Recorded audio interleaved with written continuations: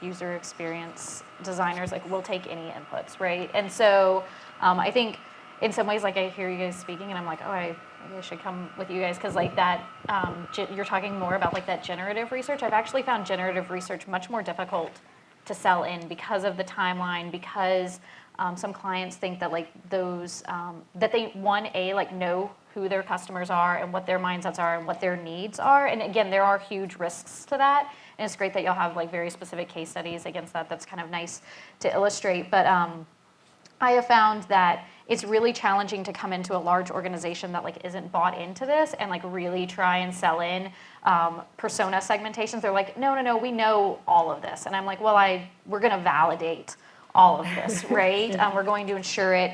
There's probably nuances in those, your probably larger, broader segments that you could be doing more specific and prescriptive like targeting against.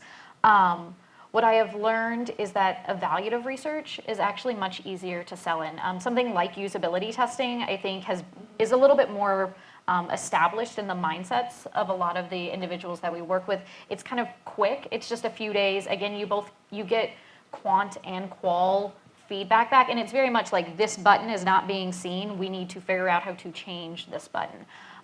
What I have learned is the process and the approach that I typically take when I'm facing these challenges is we start by selling in the evaluative research, right? We start by saying, look, we're going to do like a small scale. We're going to talk to 18, 20 people even, and we're going to do some usability testing. And what I tend to do is I'll say like sneak in. I start to sneak in a little bit more of concept testing or thinking through like what some of these like attitudinal and behavioral things are. So I tend to really push for in-person usability testing. It's really easy to do like remote unmoderated, but if you can get, it's kind of just an incremental ad to say, let's go ahead and do it in person. I can start to get to the mindsets. After we do that a couple of times and you see that like smaller budget starting to make the change, you start layering in that more kind of attitudinal and behavioral pieces into like your findings reports, and then how you have to show how you then use that to make design decisions, right? It's not just that this button wasn't in the right place. It's softer things like, hey, actually like the overall like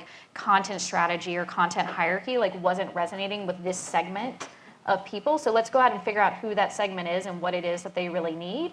I can give you like a timeline. Like I have found kind of time and time again, it's 2 years. It takes me 2 years of working with a brand to very slowly sell in kind of more of that evaluative research, and then to get a really large scale, like the persona segment that I showed, that it took about 2 years to kind of build the trust with the clients and to get the budget and everybody on board. And again, I think it goes back to a question over here that it's like, there's a lot of stakeholders that are interested in that. So now I'm not just working kind of with my one product owner who owns this one specific thing that we're doing testing against. We've started to broaden that out to the entire division, and now I'm talking to the marketing team and the product managers, and maybe even like the CMO or something. You start to get buy-in at like a much larger level, at a much higher level within the company. So that can be a bit of a challenge.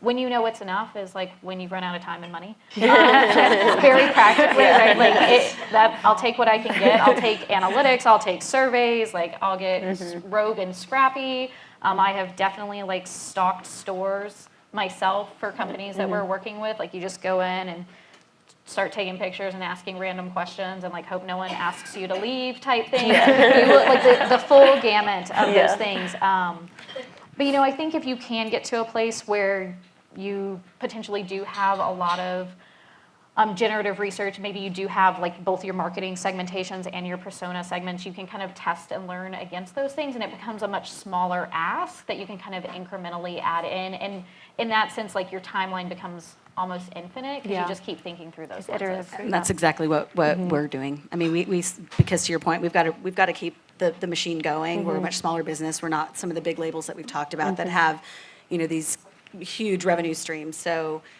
we're absolutely doing that. Yeah.